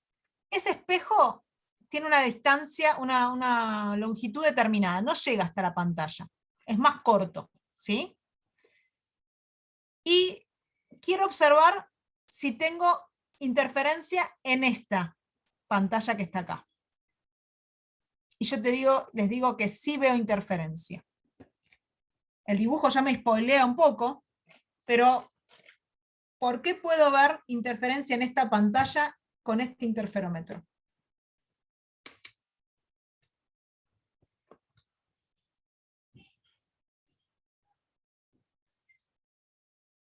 Hay dos fuentes, bien. ¿Dónde están las dos fuentes? Exacto, bien. Entonces, a este punto P le llegan rayos en forma directa de la fuente. Pero a este punto P también le llegan rayos que se reflejan en el espejo y luego llegan al punto P. ¿Está bien? Esos rayos, como bien ya vimos, parecen provenir de una fuente que es la imagen virtual de la fuente original. Exacto, proyectando es como que tenés dos fuentes. Entonces, puedo ver la interferencia del haz con su reflejado. Es decir, el frente lo dividí, ¿sí? Ese interferómetro de frente es que dividí el haz original en el original y su reflejado. ¿Está bien? ¿Qué particularidades va a tener esta interfranja?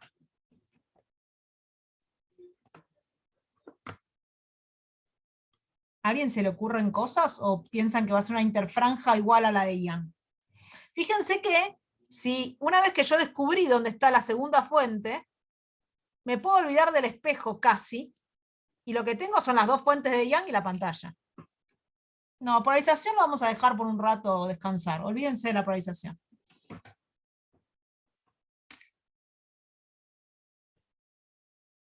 Ok, cuando había espejos en el centro no había luz, dice Inés. O sea, ella que dice es, acá no veo iluminación. ¿Por qué? A ver, miremos. Si yo tengo este espejo, voy a tener un rayo, en que no me contesta, un rayo que viene acá, refleja y ya vale para acá arriba. ¿Sí? Y el último rayo reflejado va a ser el que llega al borde del espejo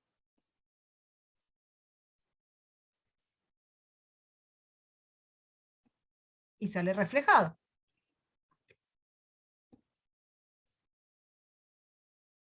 ¿Están todos de acuerdo? Bien, Matías ahí. Entonces, el espejo, ¿qué hace respecto de la zona en donde puedo ver interferencia?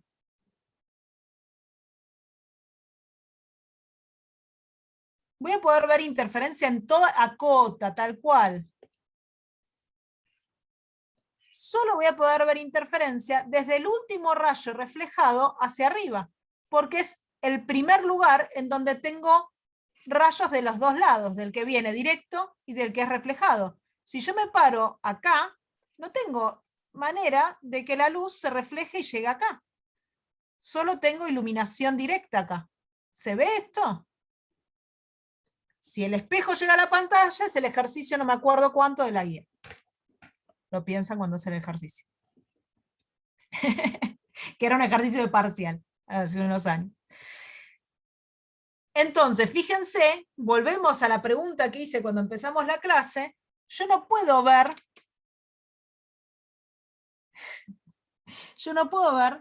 interfranjas o interferencia en todo el espacio. Cuando armo un interferómetro, inevitablemente limito la zona del espacio en donde voy a ver interferencia. ¿Está bien? Alguien dijo algo más.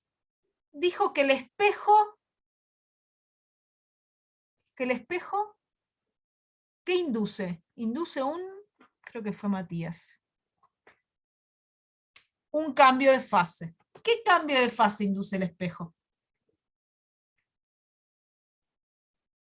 Un salto de fase en pi, tal cual. ¿Se acuerdan de la cuerda?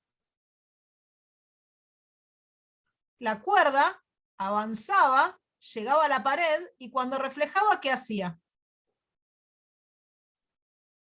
Bueno, si mi dibujo fuera razonable. Invertía. Esa inversión era un salto de fase en pi. La pared es a la cuerda, lo que el espejo es a la luz. ¿Está bien? Entonces, todos son cuerdas. Entonces, acá, esta onda, cuando da en el espejo, cuando refleja, salta en pi. Y entonces, cuando llega al punto P, no tiene la misma fase que la fuente 1. Tiene la misma fase de la fuente 1 más pi. Entonces, cuando yo quiero escribir, todo eso está escrito acá abajo, cuando yo quiero escribir eso, tengo que decir que delta epsilon vale pi. ¿Se acuerdan del delta epsilon? Bueno, ahora delta epsilon, que antes venía por descentrar la fuente, ahora delta epsilon va a venir por...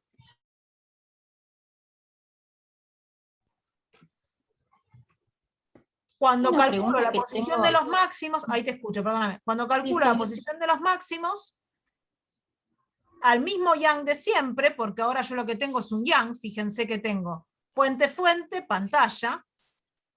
Entonces todo el cálculo de R2 menos R1 es el mismo, a eso me refiero, bien ahí Franco y Teo. A eso me refiero con que lo hago asemejar a un yang. Estas dos fuentes son las dos fuentes de mi yang, y el cálculo de R2 y R1, de la diferencia de R2 menos R1, ya lo hicimos. No lo voy a volver a hacer. Ya sé cuánto vale esto. Pero el máximo le tengo que sacar, acá venía, lo pasé para el otro lado, el más delta epsilon, y tengo un pi ahí que se me resta, haciendo que donde había máximos, ahora hay mínimos, y donde había mínimos, ahora hay máximos, tal cual. ¿Se entiende?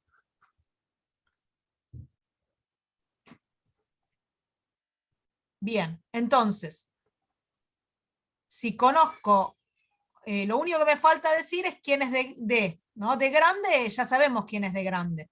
De grande era la distancia entre las fuentes secundarias y la pantalla. Bueno, de grande sigue siendo la distancia entre las fuentes secundarias y la pantalla. Es un dato de construcción. Ahora, ¿quién es de chiquita?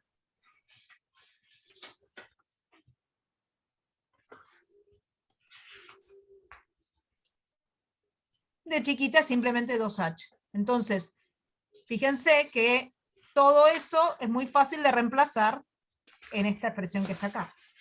Y chao. Y me queda todo en términos de los parámetros de construcción.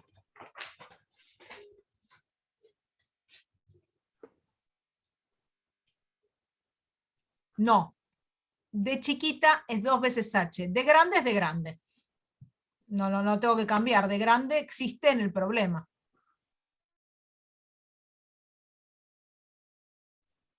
Este es el más fácil de todos los interferómetros. Un poco en sintonía con ese, van a tener que resolver ustedes el de espejos de Fresnel. ¿Sí? Pero recuerden que esto es un espejo, que este es otro espejo, ¿sí? Y que cada reflexión va a inducir un salto de fase en pi.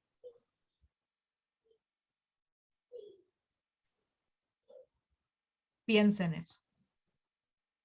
Obviamente la idea es que lo consulten, ¿no? Por eso era importante entender dónde se ubicaban las fuentes.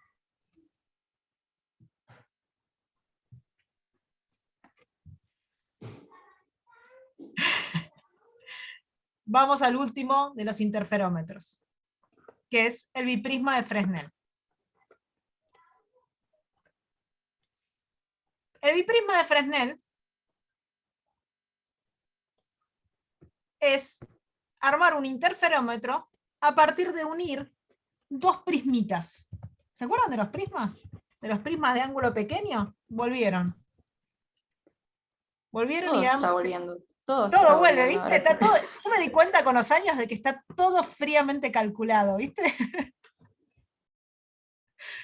Entonces, fíjense, lo que hago es juntar dos prismas, en principio iguales, de ángulo alfa muy chiquitos. Acá hay una foto del biprisma, fíjense que si lo miran, gracias que ven la línea de unión de los dos prismas, ¿sí? Creo que había una foto por acá. Bueno, ahora vamos a ir a eso. Entonces, ¿qué hacía un prisma muy delgado? El resumen de lo que habíamos visto de prismas es que desviaba la luz en un ángulo delta mínimo. ¿Se acuerdan de eso? Tan que delta mínimo era alfa por n-1 siempre y cuando el biprisma estuviera en aire, ¿no? Si no es n del biprisma menos el n del medio. Ojo con eso. Bien. ¿Por qué tiene que ser muy delgado? Porque yo no quiero que me... Es una excelente pregunta. Yo no quiero que me desvíe el haz muchísimo. Porque ¿qué pasa si me desvía el haz muchísimo? Probablemente pierda coherencia en algún lado. Yo lo que quiero es generar una pequeña desviación tal que genere dos fuentes virtuales, que es la... Mira, si yo tengo, voy a mirar solo el prisma de arriba. A ver, que no me acuerdo qué dibujo tengo abajo. No, acá. A ver. No, este dibujo no me sirve, tengo que usar el de arriba. Voy a mirar solo el prismita de arriba. Si yo incido, de esta fuente salen muchos haces, ¿no? Uno por acá, otro por allá, otro por acá. Si yo incido con incidencia normal justo sobre el biprisma, pero estoy mirando sobre la unión de los prismas, estoy mirando justo el prisma de arriba, lo que va a hacer este haz es desviarme un delta mínimo hacia abajo. ¿Todos ven eso? Bueno, el color no me ayuda.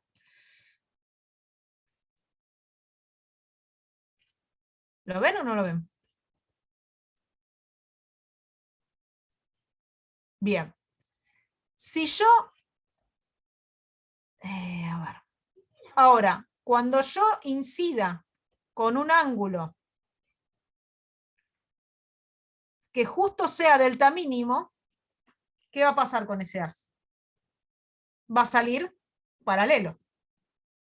Porque lo que hace es desviarme delta mínimo. Entonces me lo vuelve a paralelo. ¿Se ve eso?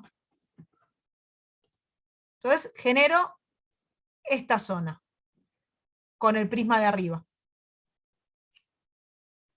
Con el prisma de abajo, voy a elegir otro color. Estoy indecisa con los colores hoy. El haz que viene paralelo y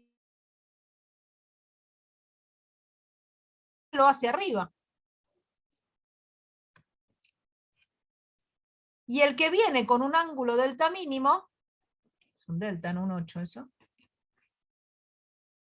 me lo hace salir paralelo, generando todo un cono de iluminación debido al prisma de abajo, que es este que está acá. ¿Qué pasa con esos dos frentes? Este, el verde, y el naranjita.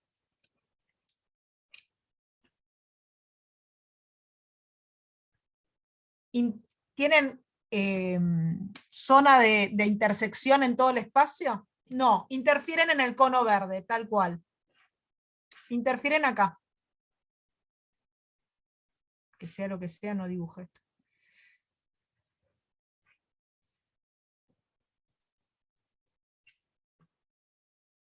¿Está bien?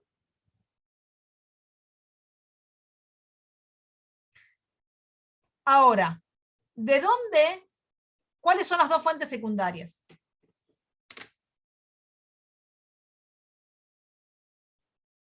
S1 y S2.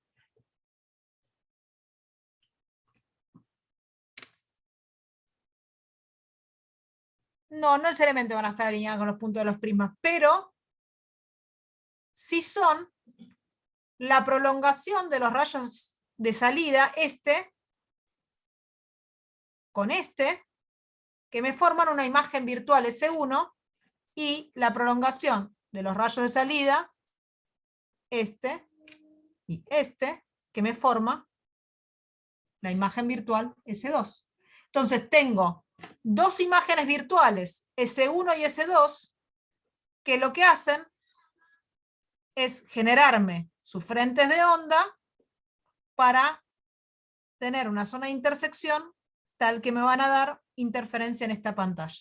Fíjense que no les miento que si uno mira un objeto a través del biprisma, lo que genera son dos imágenes.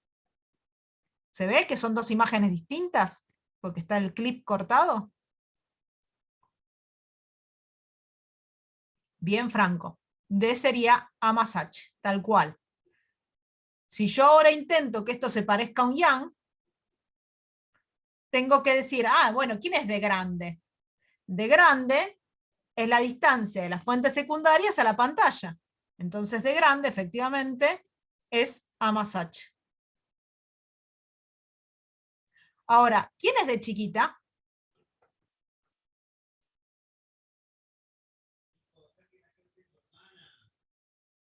Ay, no contestan tan rápido.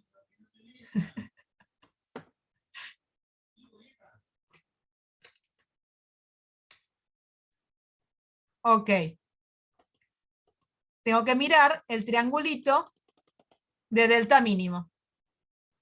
Acá lo hice más grande. Delta mínimo, la tangente de delta mínimo, se va a parecer a delta mínimo, porque ya sabemos que todo acá es chiquito, como D sobre 2, que es lo que yo quiero averiguar, D, sobre A. Chiquito, chiquito, chiquito. Y entonces puedo despejar D en función de delta mínimo, pero yo delta mínimo lo conozco, es esto, que en función de los parámetros de construcción del problema.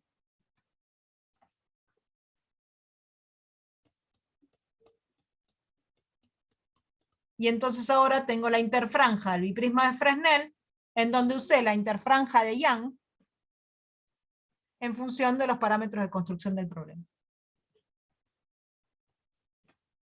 ¿Se entiende de biprisma de Fresnel? Sí. ¿Cómo genero dos imágenes virtuales a través de un sistema óptico, que en este caso es un biprisma, podrían haber sido lentes, podría haber sido otro sistema, tal que esas dos fuentes virtuales son las que interactúan para poder darme una interfranja. Y para que vean que no les miento, y si alfa fuera más grande, aumentaría el área celeste, sí, y hay que tener cuidado con la coherencia. Por eso alfa no puede ser tan grande.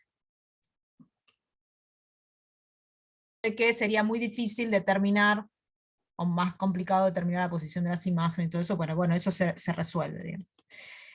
Por último, les quiero contar que, no les miento, y que si uno arma un setup de biprisma de Fresnel, tiene esta pinta. Esto es una lámpara de sodio, es una lámpara que tiene algunas longitudes de onda, pero fundamentalmente la del amarillo, tiene varias igual. Luego coloco acá un biprisma, acá dice, bueno, es una rendija regulable, en realidad esto para hacerla, perdón, la rendija regulable para hacerla como fuente puntual, porque esto tiene, por general la lámpara de sodio tiene un spot grande, muy grande, de centímetros, 5 centímetros, como no es un spot, es como una lámpara común y corriente, digamos. Le pones una rendija para hacerla puntual, ubicás el biprisma, que yo típicamente el biprisma lo pongo pegadito a la rendija, y mirás con un microscopio. Pones el ojito acá y mirás con el microscopio. Acá va el ojito. Mirando por el microscopio. Y lo que se ve es esto. Esta es una imagen del microscopio del laboratorio 2, del último laboratorio 2 que estuve, en donde se ve perfectamente la interfranja. Y acá les pongo algunos números, porque era una lámpara de sodio, la longitud central de la lámpara de sodio es 589. Cuando miden con el microscopio les da una interfranja de 0.1 milímetros aproximadamente, a 0.8, dependiendo de la distancia. A ver, ¿quién es mi pantalla? Mi pantalla es mi microscopio, ¿no? Acá. Entonces, según dónde yo ubique el microscopio, la interfranja va a cambiar su tamaño. Y eso es lo que les digo acá. La interfranja variaba desde 0.1 milímetros a 0.8 milímetros según la posición del microscopio, que es mi pantalla. Bueno, y esta fue tomada, fíjense, en el último cuatrimestre presencial, noviembre de 2019.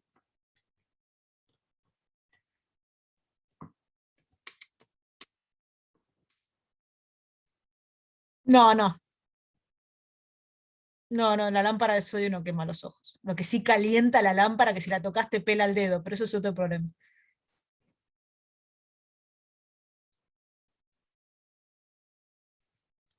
No así. O sea, podés hacerlo, proyectar sobre una pared y observar el patrón. Mirás con el microscopio lo que observás en el patrón en la pared, porque una vez que ya está dispersado no te va a lastimar los ojos. El tema es que te entra el láser en forma directa. Pero si ya está proyectado sobre una pared y querés mirar con el microscopio no pasa nada.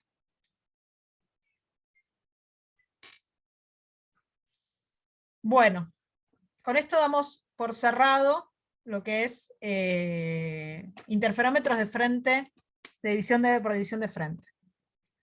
Que eso, si miramos la guía, gracias Franco.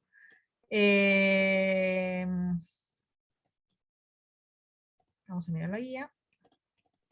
Las manchitas, siguen preguntando por las manchitas.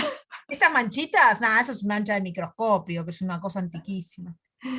¿Viste? Esa es la diferencia entre el laboratorio y la teoría, ¿no? Que hay una manchita y uno se enfoca en eso por ahí.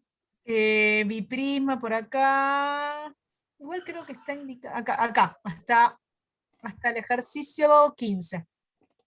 Este es justamente el ejercicio que fue de parcial. El ejercicio 15. Así que tienen 15 ejercicios de interferómetros. El ejercicio 6, por salud mental de todos, no lo hagan por ahora. Es el ejercicio que mezcla interferencia con polarización. Se ríe Magali. Sí, no, importante comentario. Sí, yo ayer lo vi y dije, tendría que ponerlo al final de la guía, pero me daba tanta fiaca modificar todo el látex que dije, no, le lo digo en vivo y en directo y listo. Sí, prioricemos la salud mental. Sí, pero ayer a la noche pensar en modificar la guía para ponerlo al final, dije, no. No, sí.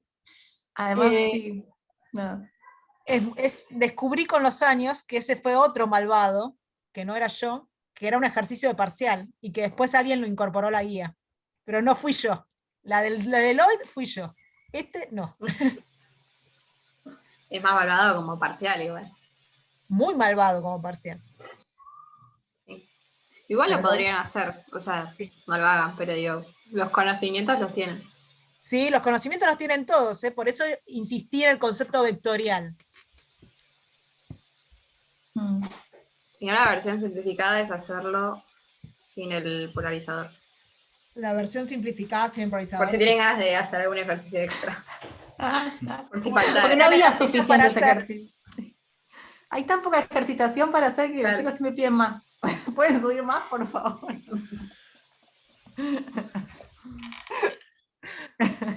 Igual es mejor que las guías sean largas, que esas guías de 2 ejercicios que después no tenés como estudiar para el parcial. Es verdad.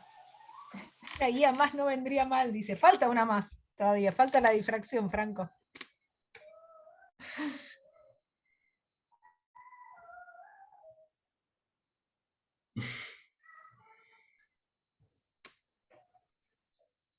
Bueno, podemos frenar la grabación, creo, Milton, que después nos olvidamos.